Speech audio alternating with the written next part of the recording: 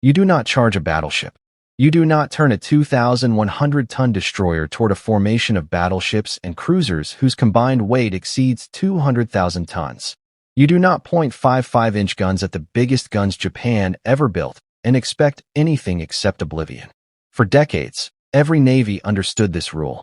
Ships like the USS Yamato, armed with 18.1-inch guns and 9-foot-thick armor in places, were untouchable by anything smaller than another capital ship or waves of bombers. And the Imperial Japanese Navy believed this truth so deeply that on the morning of October 25, 1944, they advanced toward the U.S. escort carriers off Samar, certain of an easy kill. These were jeep carriers and thin-skinned escorts, prey, not predators. But in 1944, one man and one moment changed everything. Ernest Evans was 36 years old, half Cherokee, fiercely intense, and known for promises most officers were too cautious to make. At the commissioning of USS Johnston, he told his crew, "This is going to be a fighting ship. I intend to go in harm's way." He wasn't exaggerating. He was warning them. Evans grew up in Oklahoma, raised by a family who understood hardship, and he brought that hardness into the Navy. He was a destroyer officer who believed aggression was its own kind of armor. What you lacked in steel, you compensated for in will.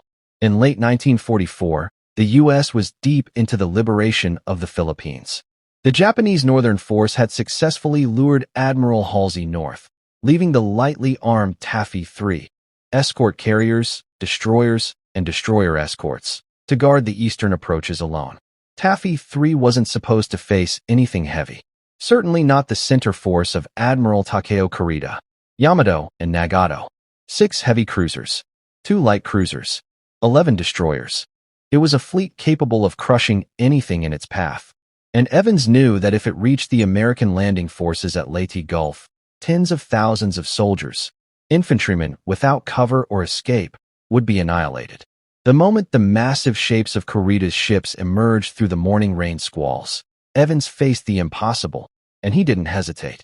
At 0703, Evans orders full speed.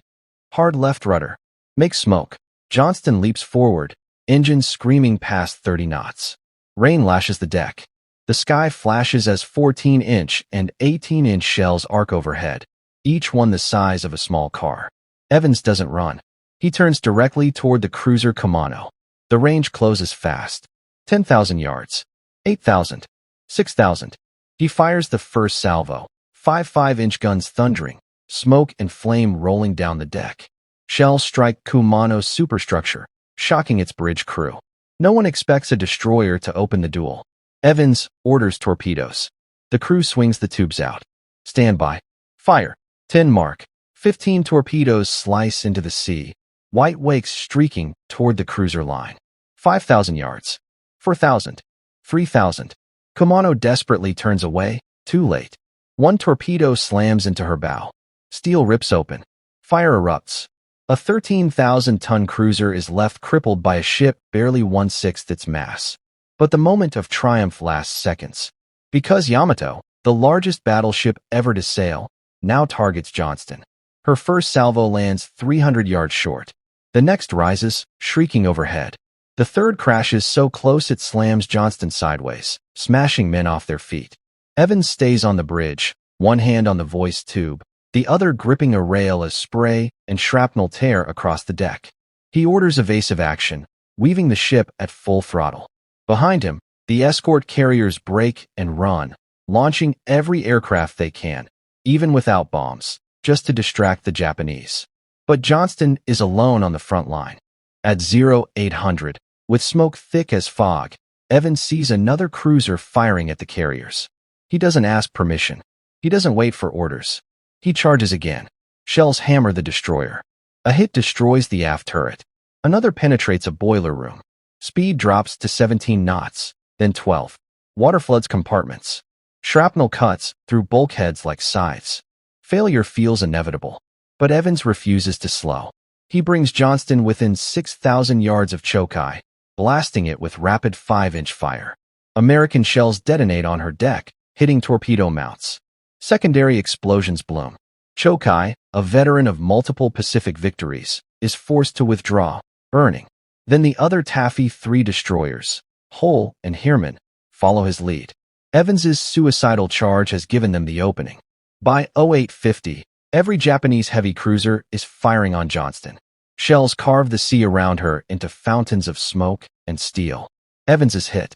Blood streaks his uniform. He refuses medical treatment. He keeps commanding. The ship lists. Fires burn unchecked. Ammunition runs low. But still he fights. At 0915, a formation of Japanese destroyers tries to push forward. Evans orders the last half-usable gun to engage. One destroyer, Hirao, pulls back under the unexpected barrage. The enemy is stunned. This single destroyer has disrupted the advance of an entire fleet. Mid-roll CTA, placed after this revelation. If you find this kind of forgotten history as fascinating as we do, we'd be honored if you'd hit that subscribe button. We believe these stories of courage deserve to be told. And by subscribing, you help us ensure they aren't forgotten. Back in the fight, Johnston can barely maneuver. Smoke pours from the stack. Water rushes through shattered bulkheads. Men drag hoses, patch holes, carry the wounded through knee-deep flooding. Evans finally gives the order no commander ever wants to give. Abandon ship. At 0945, with listing past 20 degrees and her engines dead, USS Johnston begins to roll. Evans refuses to leave the bridge. Survivors hear him say, "A fighting ship, to the end." And she slips beneath the waves. What the Japanese didn't know, what they couldn't have known, was that the ferocity of Johnston and the other Taffy 3 ships convinced Admiral Kurita that he was facing major U.S. surface units. He couldn't believe destroyers would attack so aggressively unless battleships or cruisers were hidden in the mist. The true impact wouldn't be understood until after the war. Kurita hesitated. Then he turned back. His entire fleet, Yamato, heavy cruisers, destroyers, retreated from an enemy that barely existed. Because one small group of escorts and 3 destroyers fought like a full task force. As a result, the U.S. landing force at Leyte was saved. The Japanese center force lost 3 cruisers. The psychological blow hastened the collapse of Japanese naval aggression.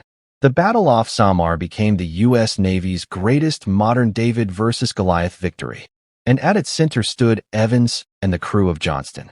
Ernest Evans was last seen on Johnston's bridge, helping wounded men escape as the ship sank under him. He was later awarded the Medal of Honor, the first Native American in the U.S. Navy to receive it. Out of 327 crewmen, only 141 survived. Young men from Oklahoma, Texas, California, and states across the country, engineers, gunners, radio operators, most barely in their 20s. To this day, Navy destroyermen speak his name with reverence. And when the wreck of Johnston was found in 2021 at more than 21,000 feet, it became the deepest shipwreck ever discovered, a steel testament to courage under impossible circumstances. Why does this story matter now? Because it reminds you that bravery isn't measured in tonnage or armor or firepower. It's measured in decisions, made in seconds, that echo through history. If this story moved you, please hit that like button. Every click tells the algorithm this piece of history is worth remembering. We're dedicated to rescuing these forgotten stories from the archives. If you want to join us on this mission, please subscribe and turn on notifications.